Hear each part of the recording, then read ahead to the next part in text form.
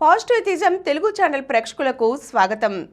మనం ప్రముఖ సంఘ సంస్కర్త మేటి నాస్తికోద్యమ నేత అయినటువంటి శ్రీమతి సరస్వతి గోరా గారి స్వీయ జీవితగాథ గోరాతో నా జీవితం పుస్తకం నుండి లవణం గారు వినోబాజీకి అనువాదకునిగా మారి మంచి పేరు సంపాదించుకున్న వరకు మనం తెలుసుకున్నాం కదండి. ఈరోజు మరిన్ని అంశాలను తెలుసుకుందాం. అందుచేత 1955 అక్టోబర్ 1వ తేదీన శ్రీకాకుళం జిల్లా బత్తిలి గ్రామంలో ఒరిస్సా నుంచి ఆంధ్ర రాష్ట్రంలోనికి ప్రవేశించి వినోబా మొదటి సభ జరిపినప్పుడు మామూలుగా జరిపే ప్రార్థన మార్చి 5 నిమిషాల మౌనం పెట్టారు. ఆ మౌనంలో సమాజానికి అత్యవసరమైన సత్యము, ప్రేమ, కరుణ గుణాల గురించి ఆలోచించుకోవాలి అన్నారు. వినోబాజీ దీన్ని మౌన ప్రార్థన అని అన్నప్పటికీ ఇందులో మానవ కర్తృత్వ శక్తికే విలువ ఇచ్చారు కానీ అతీత శక్తులను అర్థించడము, దైవీక శక్తులను ప్రార్థించడము లేదు. 24 సంవత్సరాల లవణం ఇందుకు నిమిత్తమాత్రుడైనాడు. ఆ తరువాత వినోబా ఎప్పుడూ బహిరంగ సభల్లో మౌనమే కానీ మతపరమైన ప్రార్థన జరపలేదు. కానీ రోజు 1 గంట పాటు ఆయన ప్రార్థనకు కేటాయించుకున్నారు. ఈ విషయం కూడా వినోబాజీని లవణాన్ని మరింత సన్నిహితం చేశాయి. గాంధీ గోరాలతో ప్రారంభమైన పరిచయం వినోబాజీ లవణంల మధ్య అభివృద్ధి చెందిందని నాకు అనిపిస్తుంది. అయితే పరిస్థితులు భిన్నమైనవి కనుక దేని విలువ దానికే ఉంటుంది. వినోబా వంటి ఒక మహాపురుషుని ప్రభావంలో కొట్టుకొని పోకుండా తాను నమ్మిన సిద్ధాంతాలు తనకు సరియైనవని తోచినప్పుడు వాటి మీద గట్టిగా నిలబడి ఏకాకిగానైనా ఉండగలిగే శక్తి లవణంలో కనిపించడం నాస్తిక సంరక్షకులుగా మా కృషి ఫలించిందని మేము అమితానందం పొందాము.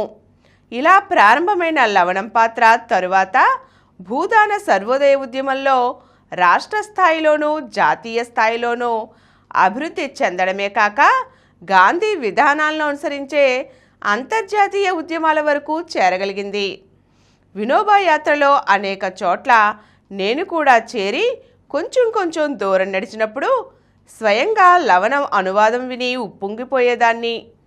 సర్వోదయ ఉద్యమంలో గోరా గారు ప్రముఖ వ్యక్తి కనుక ఆయనతో పాటు బీహార్, ఉత్తరప్రదేశ్, రాజస్థాన్, గుజరాత్, మహారాష్ట్ర, తమిళనాడు, కర్ణాటక చాలాసార్లు నేను కూడా పర్యటనలకు వెళ్ళాను.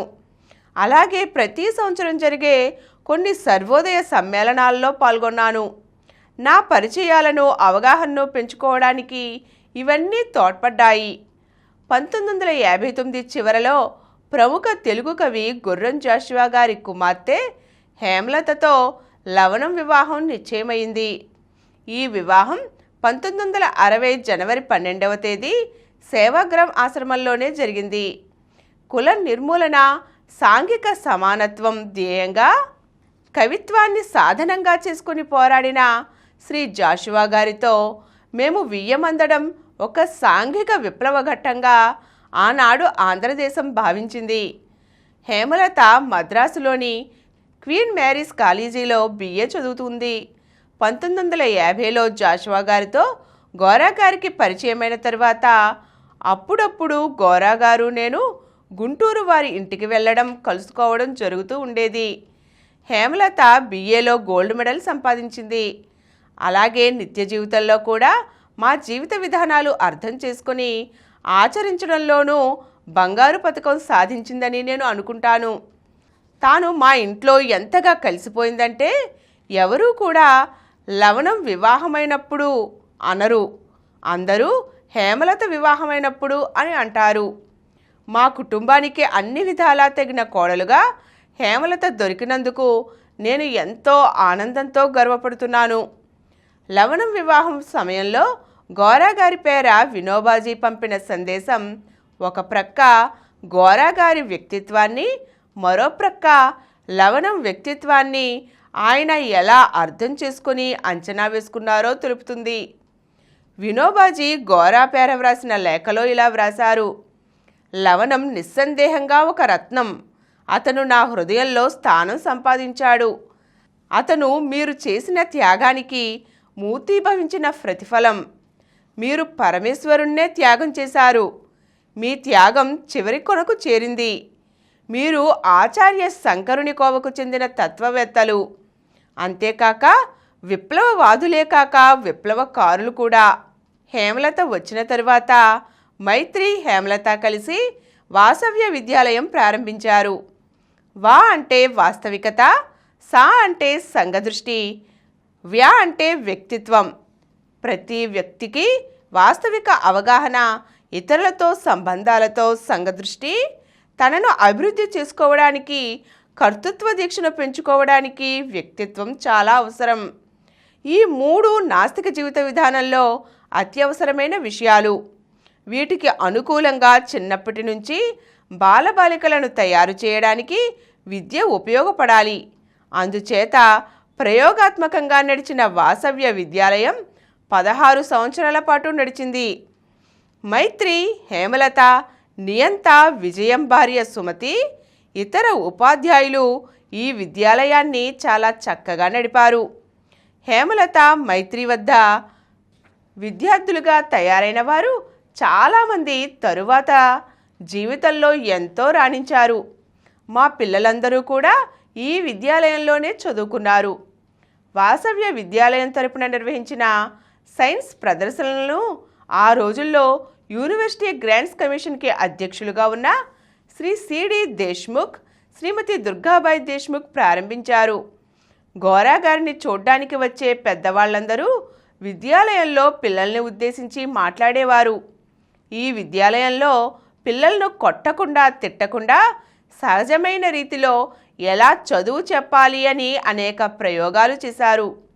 మైత్రి సైకాలజీలో ఎంఏ చదువుకొని మానసిక శాస్త్ర పరిజ్ఞానం కూడా చక్కగా వినియోగించేది. హేమలతకు గల గ్రామీణ వాతావరణ అనుభవం, సాహిత్య పరిజ్ఞానం, జాషువా గారి మానవతా దృష్టి, సజీవ హాస్యం విద్యార్థులను తీర్చిదిద్దడంలో ప్రముఖ పాత్ర వహించాయి. ఈ విద్యాలయంలో ఆంధ్రదేశం నలుమూలల నుంచి పిల్లలు రావడం చేత హాస్టల్ కూడా నడపవలసి వచ్చింది.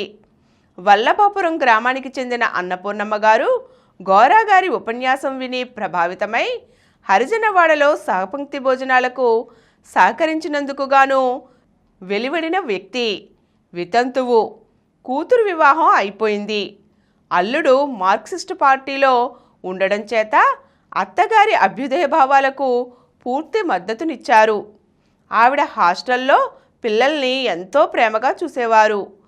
16 సంవత్సరాలు ఈ విద్యాలయాన్ని నడిపి గోరా గారి మరణానంతరం 1976లో ఆపేయవలసి వచ్చింది. ఈరోజు మనం హేమలత లవణం గారితో లవణం గారి వివాహం కావడం, హేమలత గారు మైత్రి గారితో కలిసి వాసవ్య విద్యాలయాన్ని ప్రారంభించి నడపడం గురించి తెలుసుకున్నాం కదండి. మరిన్ని అంశాలతో మళ్ళీ కలుద్దాం. ఈ కార్యక్రమం మీకు ఎంతో నచ్చింది కదా. ఇటువంటి మరిన్ని వీడియోల కోసం అనతి కాలంలోనే 20 కోట్లకు పైగా వ్యూస్ సాధించిన సమరం ఛానల్ సమర్పించు పాజిటివ్ ఎథియిజం తెలుగు ఛానల్కు సబ్స్క్రైబ్ చేయండి, లైక్ చేయండి, మీ ఫ్రెండ్స్కి షేర్ చేయండి. అలాగే ప్రక్కనున్న గంట సింబల్ని ప్రెస్ చేయడం మర్చిపోకండి.